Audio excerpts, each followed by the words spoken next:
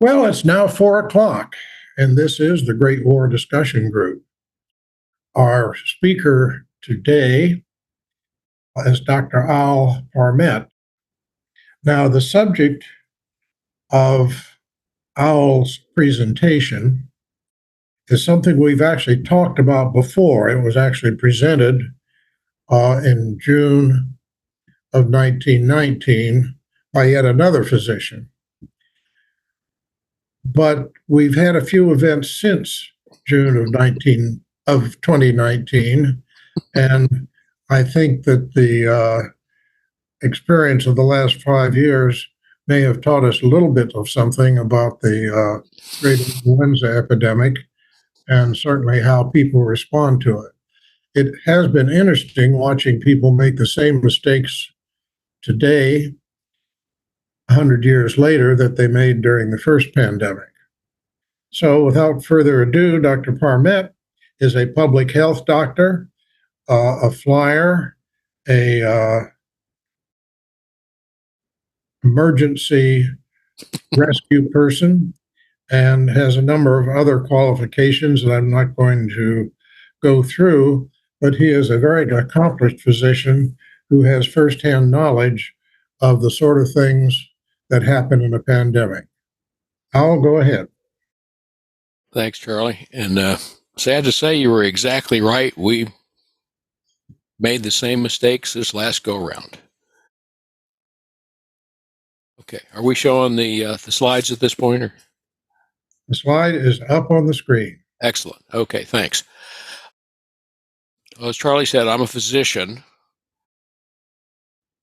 military flight surgeon, and was in rescue until 1987 when the Air Force, in their wisdom, transferred me to become the chief instructor for preventive medicine, including bioterrorism, chemical warfare, and general worldwide health prevention.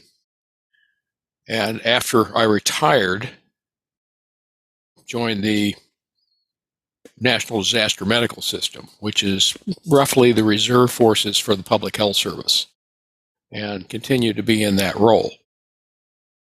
We train for emergencies anywhere they happen to send us, be it a tornado in Joplin, Missouri, or a tsunami in Japan, or an earthquake in Haiti. And from January 2020 till last year, we were heavily deployed in the recent COVID pandemic.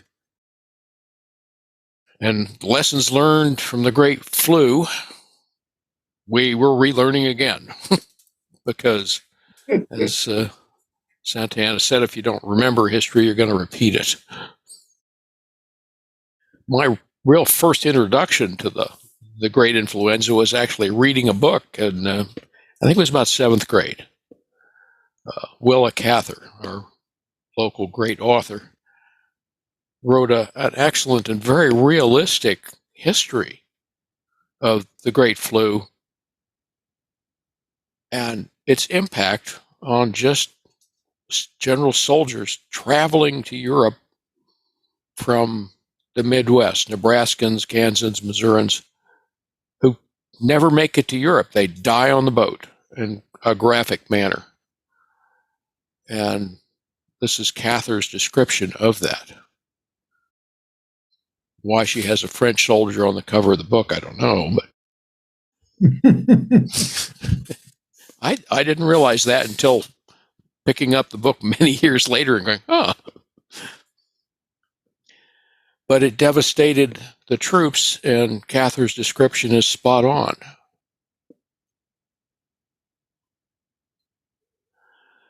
The Spanish flu pandemic, we think, most people agree that it originated in the United States and spread around the world.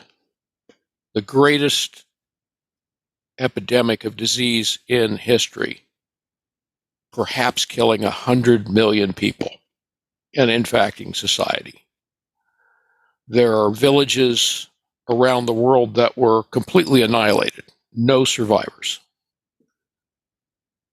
The impact changed many things and much of the way we did business. And the United States was also responsible for most of the research behind the Great Flu, because the great medical research centers in Europe were quite busy and preoccupied with the war. The United States was the only medical research area left with the ability to concentrate and try and understand what was going on with the flu. And to a limited degree, we had some success. I want to answer a couple questions in the course of this. You've probably heard epidemic or pandemic. What's the difference? What are viruses? Probably, we're not going to go into a med school lecture here, but a general introduction. And the course of the Great Flu, how it originated, mutated, and spread around the world. Our question of how the flu affected the war. Did it really affect the war, the outcome of the war, the aftermath of the war? And finally, how does it affect us today?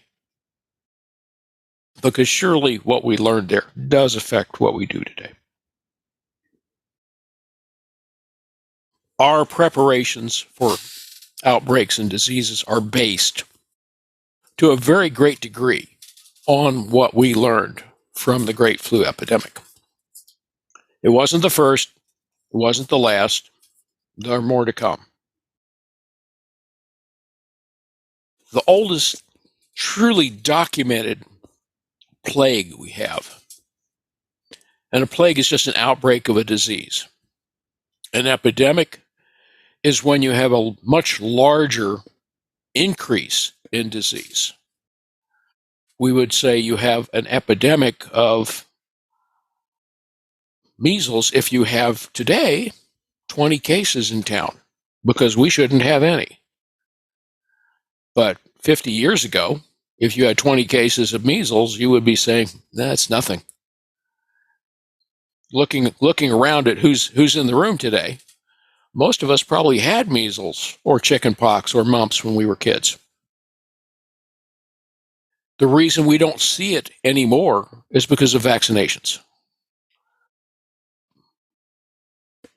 I can say most people have, even physicians today, have never seen a case of smallpox. The last wild case was in 1979.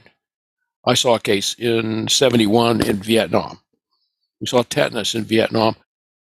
When my team deployed to Haiti in 2010, the first person through the door of our hospital, a couple of the docs panicked. They thought we were seeing smallpox because they had never seen a case of measles. They couldn't recognize something that would have been very, very common 50 years ago. A week later, we had a case transferred to us by the French hospital because they couldn't treat it and didn't know what it was. And all of my doctors ran down to look at what was going on with this patient, and none of them recognized it was tetanus. I'm the only one who had ever seen a case of tetanus before. They learned because we had 6 more cases in the next week. But because of vaccinations and the things we've learned, we don't see that in our modern society anymore. We have changed the environment and the epidemiology of disease in modern society and the cause of death. At the time of the First World War, the leading cause of death in the United States was tuberculosis, or I'm sorry, I forgot what they used to call that. Consumption. Consumption. Literary, some heroine is dying of consumption. We just saw La Traviata last week. The heroine dies of consumption. But today you don't hear of tuberculosis, even though it's back. And it's making a comeback as cause of death, but it's down around 9th or 10th place in the top 10. Heart disease, almost unheard of a century ago, is the number 1 cause of death in the United States and most of the developed world, because we've learned to understand disease. At the time of the First World War, medicine was in flux. The United States had just undergone in the previous 10 years a revolution in training physicians. Most physicians prior to the Flexner Report of 1903 didn't even go to college. They would go to a 6-month trade school. Only surgeons actually learned how to do their business. And because of other progress in surgery in the preceding 50 years, surgery was really successful by the time of the First World War, but medicine was not. And public health was just learning. We learned in the Spanish-American War from outbreaks with yellow fever and malaria. And a young doctor named Gorgas will go to the Panama Canal and take over the Panama Canal because they couldn't build it and complete it until he conquered yellow fever. It had defeated the French, and we did. And Gorgas will end up being an important person and the Surgeon General of the Army. Historical plagues have hit the world over the years. Most people think of the Black Death as being the Great Plague. It's the first pandemic because it crosses from Asia into Europe and parts of Africa. And because the plague moves at the pace of an ox or a human walking, it literally takes 10 years until the plague goes from Italy to Norway. By the time of the cholera pandemic in the mid-19th century, steamships and railroad allow the cholera pandemic, an epidemic that is worldwide, to spread all around the world to every continent in the space of 6 months. Transportation changes the ecology of disease and allows it to spread. Disease is part of our natural existence.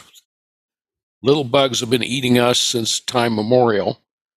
That's what they do. We eat things littler than us until we get down to where the bugs are looking at us as food. All of us have adapted to infection over the years. Quite literally, you as a human being have approximately 600 different species of bacteria in your gut, happily living with us as symbiosis. And the mass of all that bacterial DNA is actually greater than our own DNA mass. We're in symbiosis with them, and we actually wouldn't be very healthy if we wiped all that gut bacteria out. It maintains a lot of our fluid balance and provides important vitamins, particularly vitamin K, important for clotting. There are older plagues in history. We can't really verify them. The Assyrians dying in the biblical story, the Iliad starts out with a plague, but we really can't verify those or what was going on. But in modern times, we can well describe these diseases. The English sneezing sickness was clearly influenza, la grippe, as the French would call it at the same time. And we all learned this nursery rhyme or some version of it. But around the beginning of the 20th century, the United States starts to bring science into medical schools, starting with Johns Hopkins and the University of Michigan. Much later, will a small school called Harvard actually start to require their students to go to college before going to their medical school. One of the earliest participants in a truly educated physician background to become a doctor was the University of Kansas in 1903. They're all following suit. And they begin to study statistics here as well because they know surgery and we're understanding public health and prevention. Now, I've got the pattern of the measles epidemic in Iceland here. You're going, what's that got to do with it? Iceland's a small community. At the start, their population is maybe 100,000. It's the size of, Wichita, Kansas at the time. And when a foreign source would bring in a case of measles, the measles would spread throughout the entire population very quickly. Measles is incredibly infectious. If somebody walked into a room with a case of measles, took a couple breaths, and walked out, for the next 4 to 5 hours, anyone else who walked into that same room and breathed that air who wasn't immune would contract measles. It's one of the most infectious diseases there is. And so in Iceland, because of its isolated environment, the population would very quickly have an epidemic. Everybody would get it. And it has a fatality rate of 5 to 6% in those environments. It's not a benign disease, particularly if you're an adult. Children tolerate it much better.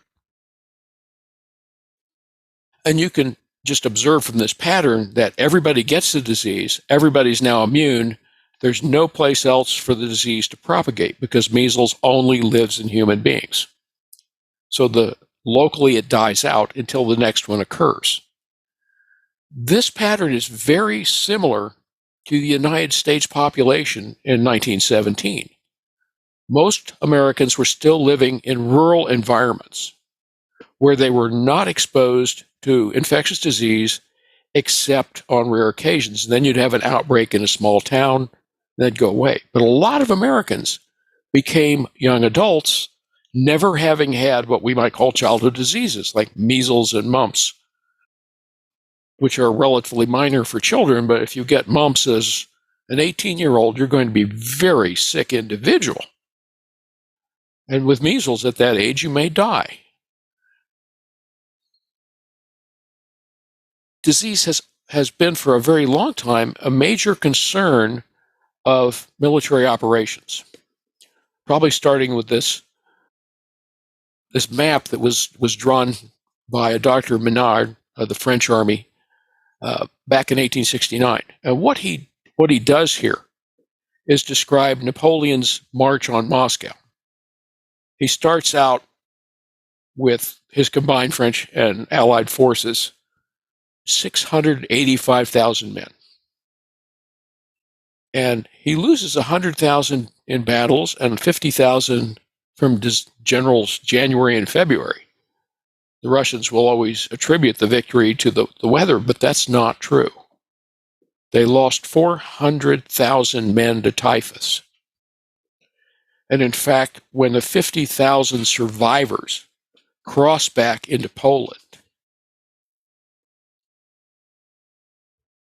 you can see the time here, in December of 1812, by April of 1812, 47,000 of those 50,000 survivors will have died in winter quarters from typhus, a disease carried by lice in clothing.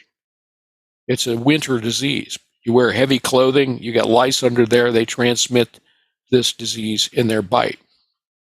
Somebody dies on the march, you're cold, you take his coat, you bring his cooties, there's your infection. The doctors accompanying the soldiers of the First World War were very much aware of this and very concerned about these kind of outbreaks in soldiers.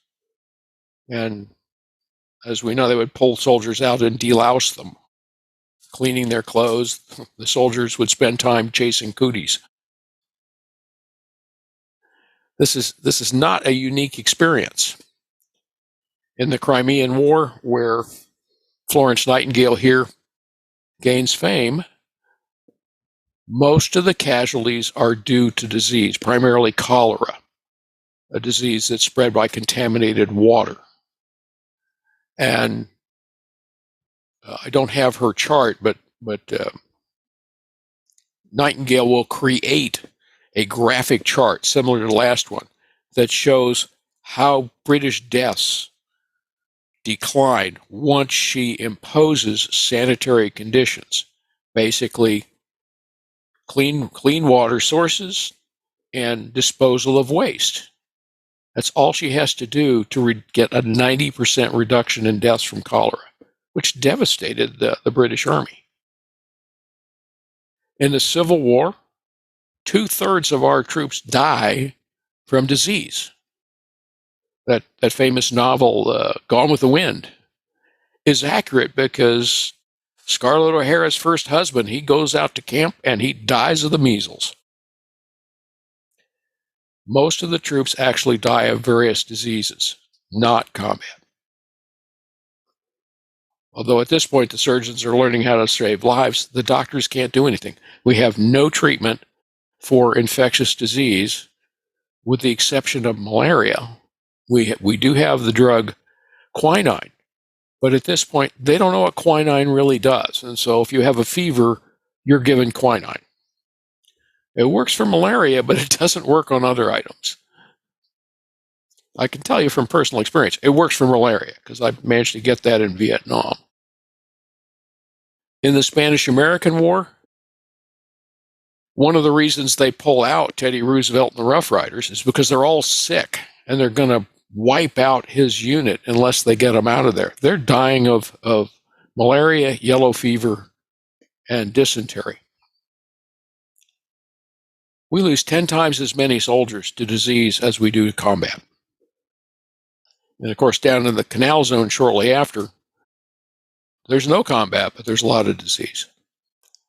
And that's where Walter Reed and Sir General Gorgas make their name by deriving how to prevent these kind of diseases. We can prevent them, we can't treat them. We have no treatment for yellow fever. We still don't.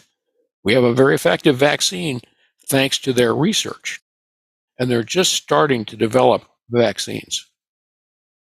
Disease in the First World War, the combatants were aware of disease issues, even though Russia and Serbia and the Ottoman Empire and the United States will still lose more soldiers due to disease than due to combat. Here's a question for you. What's the first war the United States fights where we lose more soldiers due to combat than due to disease and non-combat? We'll come back later.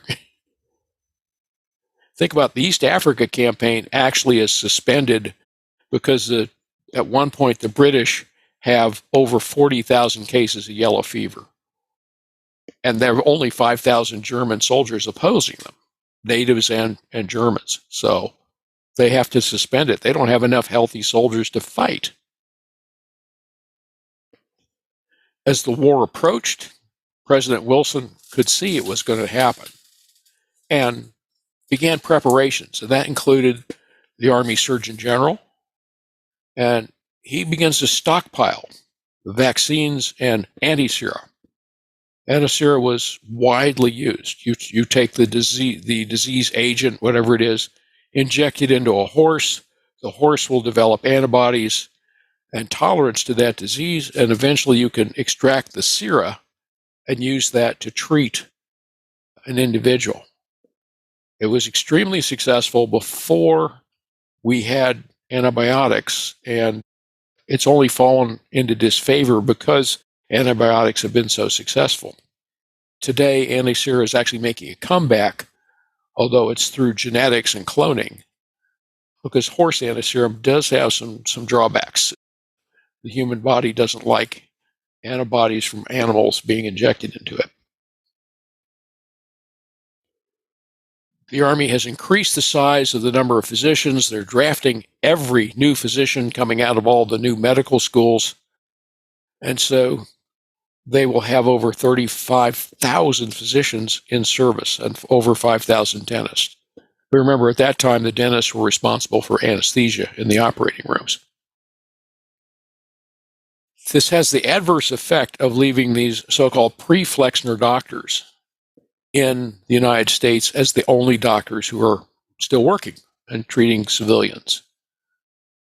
And as the Army begins to form camps around the country of 50 to 100,000 people, young men coming from isolated areas, they begin to see outbreaks, particularly measles, but other infectious diseases. And just as the flu is about to start, there's an outbreak with over 5,000 deaths just from measles, because we don't have a vaccine at that time. And you can see in the one picture here of an operating room, things look a little different there. The surgeons and the dentist who's doing the anesthesia aren't wearing masks and they don't have gloves on. These are going to be lessons learned that will come out of the epidemic and out of the war. Now, take a second to look at disease itself. because the whole idea of infectious disease is brand new. For centuries, the Greek and Roman physicians had theories of imbalance of your humors and your yellow humor and your red humor. And an infected wound, you died of the poison, although it was actually tetanus. But the Greek word for arrow is toxos. So we get the phrase toxins and toxicology, even though it's from a chemical excreted by the tetanus bacteria. In 1854, a British physician in London, John Snow, who is a believer in the germ theory, it's just coming out, and he's also an anesthesiologist. He will give Queen Victoria anesthesia for her childbirth. So he's doing well, but he gets interested in the cholera outbreak, and he creates a map of a section of London and maps out who has cholera, who doesn't. And he asked, where do you eat? Where do you drink? Who have you been with? Is it bad air? Because people living next door to each other, one family would get cholera, the other one wouldn't. And what he mapped out was, where did you get your water supply? And the families that went to a community pump, it's just a street pump on Broad Street in London, that's everybody who got cholera. And Snow can't treat cholera, but he goes down to the pump and he takes the handle off, and the epidemic stops. It's the first time we actually prevent disease from occurring. Pasteur, who's the great French microbiologist, is looking at bacteria. He's disproved spontaneous generation, and he actually attenuates some bacteria and develops vaccines. The first vaccines actually developed, because previously the only vaccine we had was against smallpox. And we didn't attenuate the smallpox virus. Instead, we used a closely related virus, cowpox, or in Latin, vaccinia. And that's where the word vaccine comes from. But Pasteur actually attenuates and creates vaccines against cholera, anthrax, and rabies. He is a genius. In England, Lister, a surgeon, applies the germ theory and is the first to apply antiseptic. He charts using phenol carbolic acid to sterilize a room, to clean his instruments, so that you don't walk from one operating room where there's a contaminated pussy wound, use the same instruments on the next person. It changes the way surgery is done. For the first time, surgery is actually safe. And at the same time, Morton in the United States has brought in anesthesia. So the surgeons are now, from starting in about 1870, developing surgical techniques that we still use today. And they have made tremendous progress by the First World War. On the other hand, in medicine, we're still trying to figure out what's going on. And the German pathologist Koch finally develops his postulates on how these bacteria, which we can see in the microscope, he can grow them. We take them from a diseased person, we grow them in a culture, introduce them in a non-diseased person, see if they get sick, and then see if we recover that same bacteria.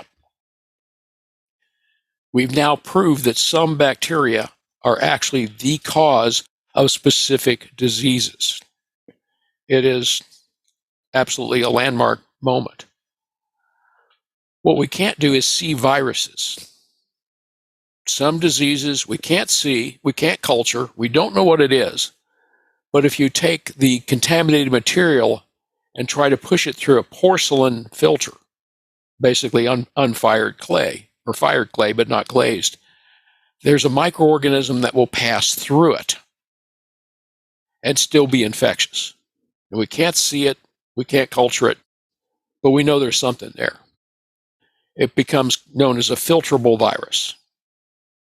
polio is one of the first ones, and an early polio vaccine is actually developed, but it's only good for monkeys, and they don't have a high demand.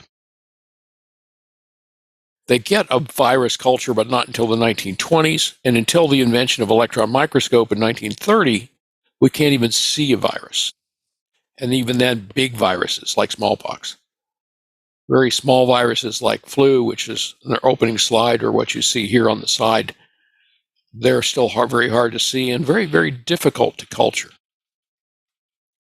Our first so-called antibiotic is not till 1990, when Paul Ehrlich induces a arsenical drug called salvarsan. And it works sort of against syphilis. It's not a real good drug. Like early in my career, I saw a Navy sailor who had been treated for syphilis with salvarsan back in 1919. And in 1977, he still had syphilis. So we treated him with penicillin at that point. But penicillin isn't discovered until 1929, and it's not processed. They don't become able to actually produce it until 1944. And we don't have anything to fight viruses until azathioprine, AZT, and that's not actually applied until 1987. So it's a long, long way for medicine to be able to catch up and fight and treat diseases. We can prevent them, but treating them is much harder. Now, a little bit of science. Viruses are either packets of RNA or DNA. They're not alive in that sense.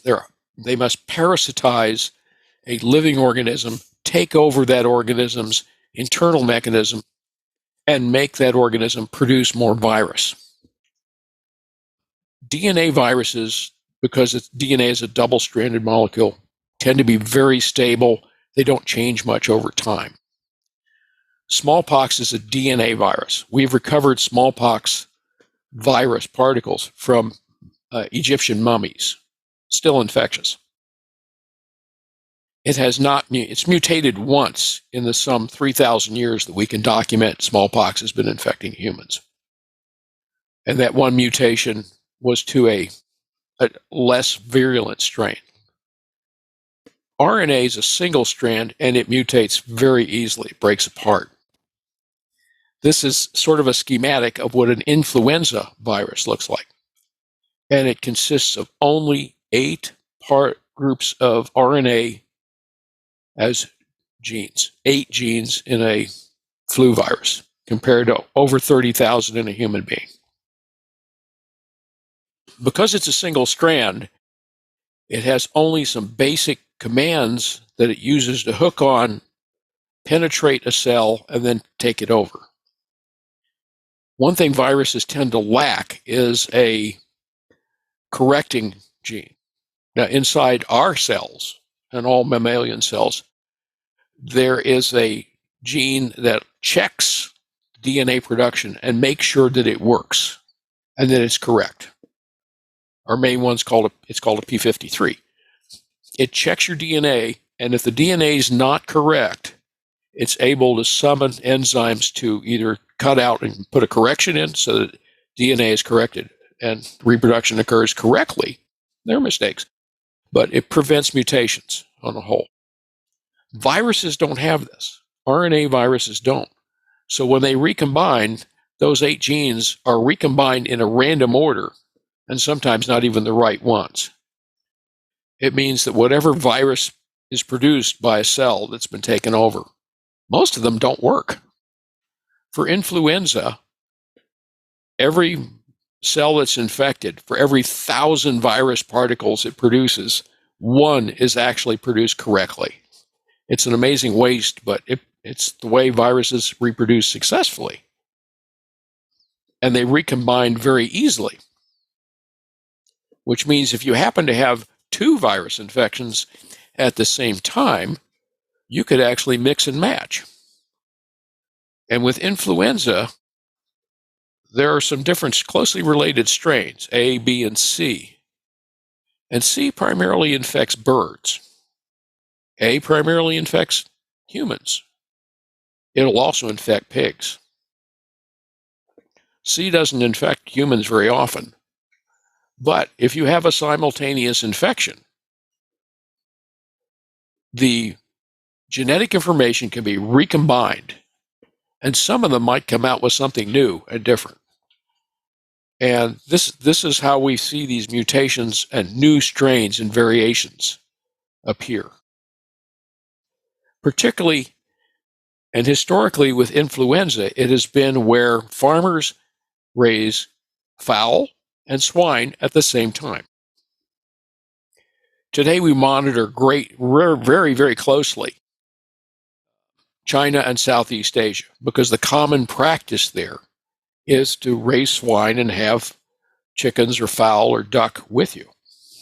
But this was pretty common in farmlands all around the world, particularly in the United States, a century ago. And migratory birds would join your own. It wouldn't be uncommon to have a migrating duck land in your duck pond and share a few quacks with the local fowl, and also share their influenza type C, which they would then share with the swine, and the swine could also get influenza A from humans. Mix and match, and what you have is a new and very dangerous variant occurring. We know this occurred with the swine flu back in '76 and with another influenza outbreak in 2005, and this was the mechanism. It very likely is what happened with the Great Flu. We have subsequently done research. This is actually the Walter Reed researcher here who did this work in 2005. And they went to an Alaska village where the whole village was wiped out. And some of the deceased were buried in the permafrost. And they were well preserved. And they found influenza. They also had samples from 2 soldiers who had died from the Great Flu, and they all proved to have influenza, what we now classify as H1N1, the 2 main marker types for influenza. H1N1 is now the most common influenza in the world, and all of you have had it, probably several times because of the variations. But apparently prior to 1918, this was not seen. H1N1 in 1918 is a new brand of influenza. CDC segmented and took that influenza, recreated the H1N1 virus, and then they gave it to some monkeys, and guess what? They killed them. Particularly the young and healthy monkeys were the ones who got the sickest. And then they also gathered a few of the survivors of the 1918 flu to see they still had an immune memory against that specific kind of flu from 1918. They had seen it before. And this is pretty conclusive evidence that the H1N1 was the original flu from 1918. And the vaccines ever since protect against it. Now, the pandemic itself, if you look at the chart on the right here, this one, the dashed line is what flu normally does, before and after. It's lethal to the very young and the very old, and those who have problems with their immune system. The Great Flu is very different. It has this huge spike in the middle, and it killed so many young adults. We believe today that this was because their immune system overreacted and attacked so violently that they actually damaged their own lungs. And that was the cause of death, because they progressed from first symptoms to death in often less than 12 hours. The flu will come in 3 great waves. The first one, early 1918. The second one in the fall, which is the major lethal one. And there'll be a third one in 1919. Today, although there are other theories, the primary theory is that it originated in Haskell County, western Kansas. And during February of 1918, a soldier visited who was on leave from Fort Funston, which is up here on Fort Riley today. He goes to Camp Funston. And on March 4th, they have their first cases of influenza on Funston. It spreads widely and quickly. The death rate will turn out to be about 2%. Overall, on an annual flu year, attacking the old and the young, 2% is about what you might see. But again, these are young, healthy adults. And since they overwhelm the hospitals on Camp Funston, well, they march them off to Kansas City. You might recognize that scene over in the freight yard area. This is the memorial at Fort Riley today to the victims of the 1918 flu. It quickly spreads, and in the spring, it's throughout Europe.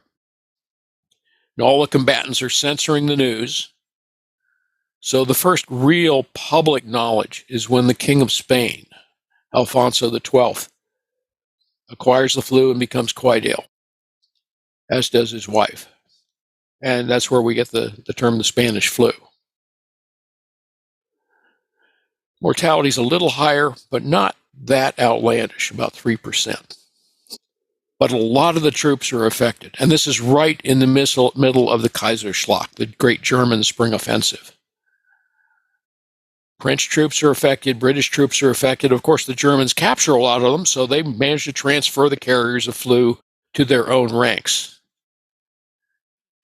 And half of the German soldiers are sick.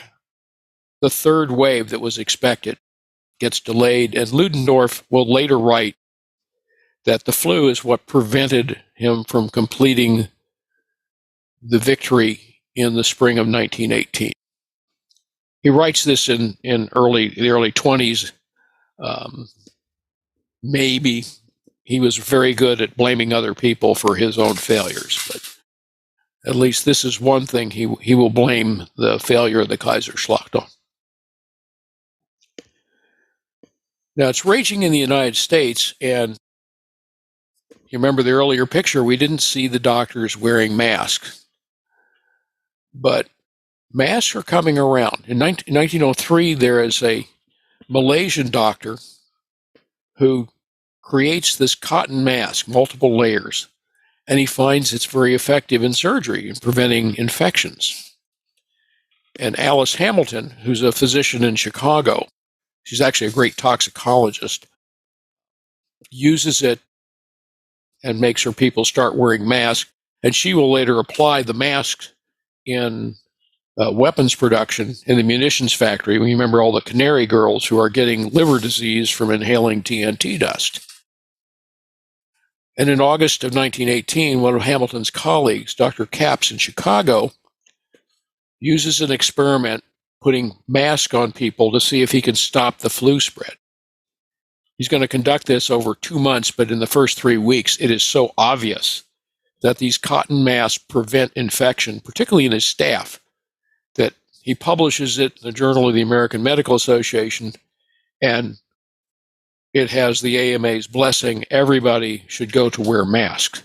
Cotton masks will prevent the spread of this viral infection. And you remember I said the virus is very tiny. It could get through porcelain, which has extremely small, but influenza isn't spread as individual virus particles, virons. Instead, they're on droplets as we cough and sneeze. And those are fairly large. And that's why these cotton masks were so highly effective.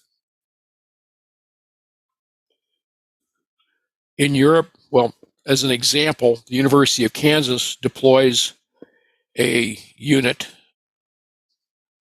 Actually, virtually every medical school does this. But we have records from the University of Kansas that are very well documented. And they set up in July of 1918, and they operate till January 1919. And I never knew any of these guys personally, but I knew the people they trained, and they were my professors. You can see a huge percentage of their patients will be influenza. even though they really don't start seeing battle casualties until September. The second wave hits in the fall, and the mortality is horrible. It's over 10%. And now we get disruption of everybody's activities. Military camps training people are disrupted. We've got 2 million soldiers in Europe, but we've got another 2 million in the United States in cantonments who are supposed to ship over for the big push in the spring of 1919 that will win the war. This brings everything to a halt. The deaths go through the ceiling, civil disruptions. There are memorials everywhere. We lose many, many soldiers in the United States who never go to war. I remember one young man came into the museum a couple months ago. He was holding a postcard, and he said his grandfather had died in General Hospital in Kansas City during the flu. He couldn't find General Hospital for pretty good reason. It's not there anymore. But I was able to stick out the door and point out to him where General Hospital was. Unfortunately, on his postcard, he had the Liberty Memorial had just been erected, so he had a landmark to go by. The U.S. Army will have almost 800,000 troops hospitalized out of a total of 4 million. 1/4 of the entire Army is in the hospital. They are absolutely overwhelmed. This is a quarter of all the deaths in World War I is due to the flu. Facilities are overwhelmed. They're using gyms. They're using schools. They're building tents. The nurses are dropping. Nurses will disproportionately die. You begin to see all these publications in the country as it spreads. And in the United States, President Wilson doesn't really do anything. It's not my problem. I've got a Surgeon General who says local control. And meanwhile, General Gorgas is trying to halt training, which comes anyway because there is not anybody well enough to train. And he tries to halt transfer between bases in the United States and Europe. Pershing doesn't agree. He says if they're actively sick, they can't be transferred. Everybody else, I need soldiers. And so that continues. And the provost marshal realizes we can't keep drafting people because there's nobody to train them. They will simply go into a camp where nobody's doing anything. So he will halt the third and eventually the fourth draft of troops simply because the Army can't accept. And the ultimate event that becomes our great learning lesson is the Liberty Loan Parade in Philadelphia. This is today still used as a hallmark on how not to prevent disease. Of course, we funded war using Liberty loans later, savings bonds. And Philadelphia had a goal, and the mayor wanted to meet it. They had a couple cases in the Navy and sailors coming back from Europe.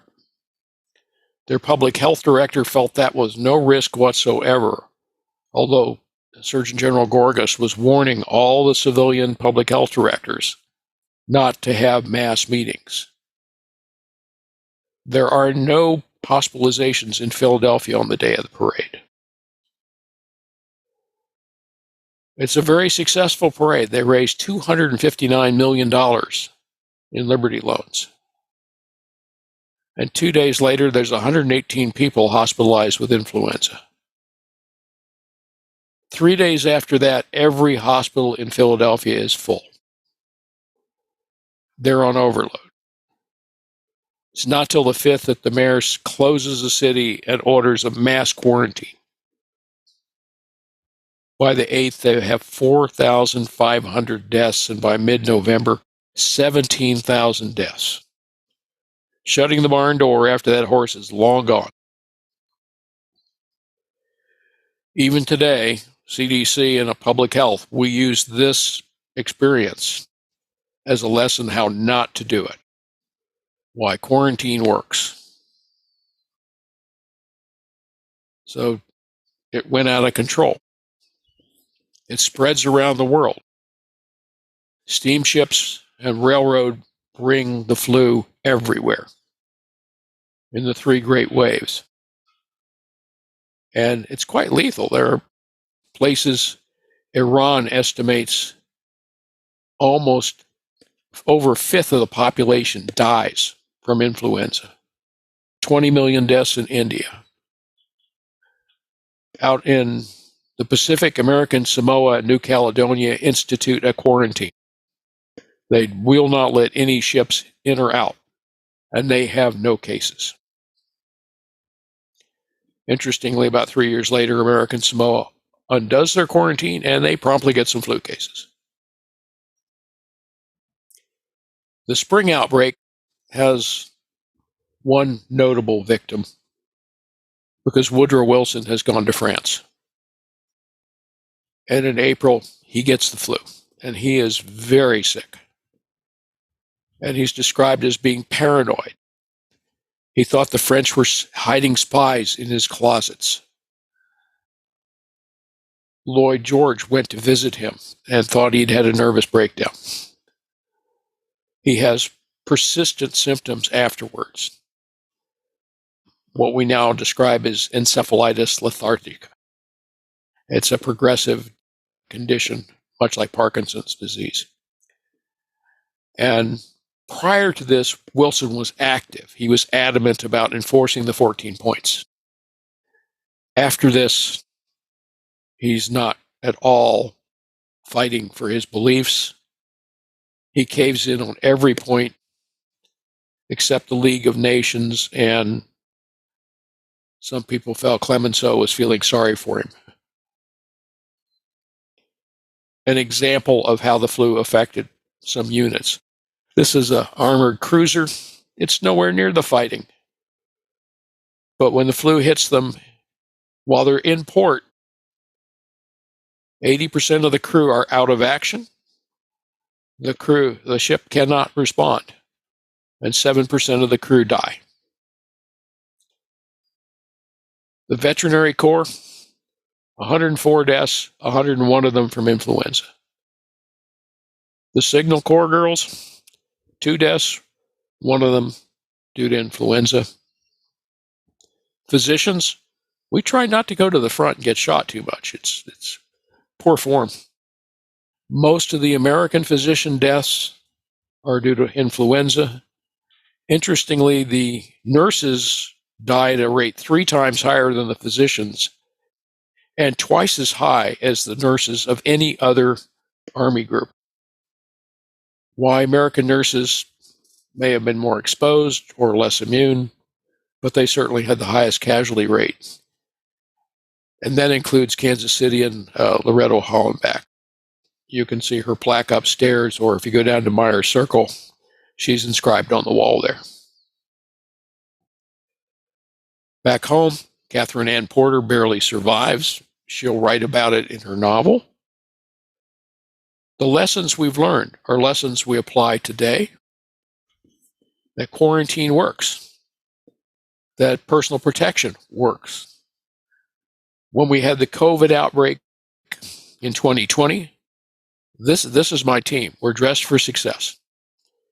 In 6 months, 82 people had various deployments.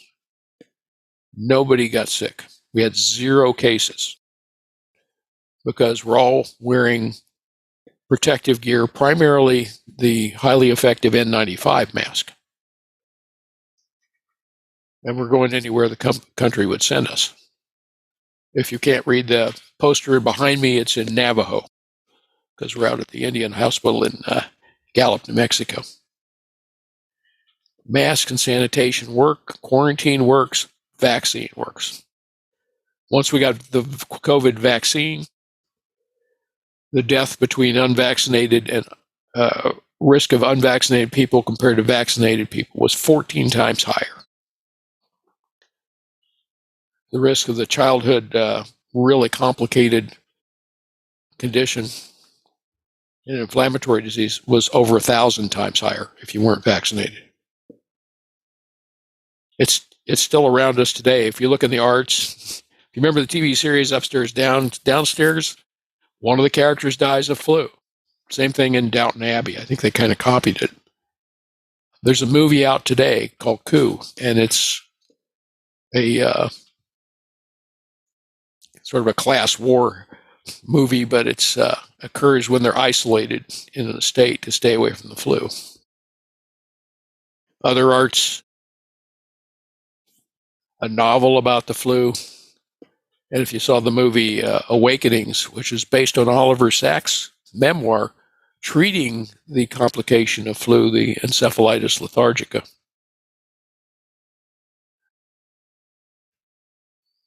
There are memorials around the world to those who died to the flu. You kind of want to ask yourself, are we better prepared today than we were 100 years ago? I would tell you we know how to do it. We know how to do it right. But we were making the same mistakes they made 100 years ago. Because people weighed economics or just not believing that vaccines work. I had the pleasure of replying to somebody today who was telling me that COVID was a hoax, the vaccines killed people, and Bill Gates was injecting chips into us. And I said, Bill Gates knows where you are already because you've got an iPhone. So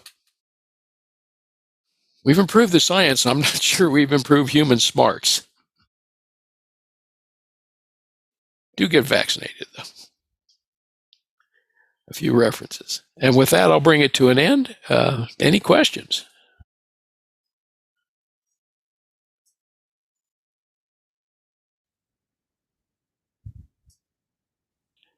How old is Ken? I was reading a little bit. I don't know where it was, whether it was Smithsonian or whatnot, but that St. Louis did very well for a time, in the pandemic, and then I don't know. They may have had one of those public events where they stopped masking or something.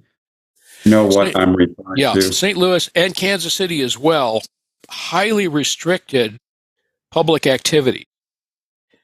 And there was pushback from business.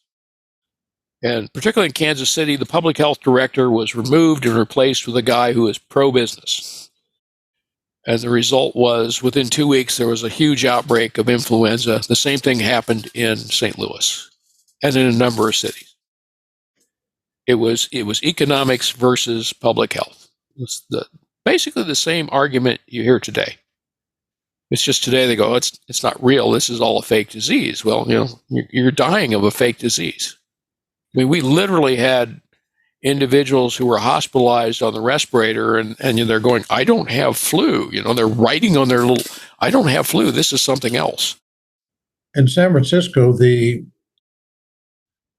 city council passed a regulation requiring masks, and a group of peaceful demonstrators went down to the city council and threatened everybody in sight, whereupon the city council reversed its policy and stopped requiring masks, again, with more of an outbreak of disease. Yeah. The politics of this whole thing back in 1919 was virtually identical to today. Exactly.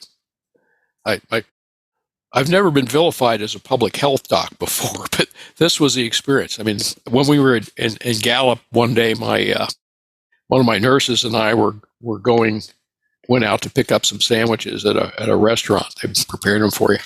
As we were going in, we've got our mask and our greens on. This lady comes out, and even though the city had a requirement for masks, she's not wearing it. She's got her little red hat on, and she looks at us and sneers that this is just a hoax by the Indians to get more money from the government. And I was pushed back. My nurse looks at her and he says, I'll see you in the ICU, honey. Remind me when I'm intubating you.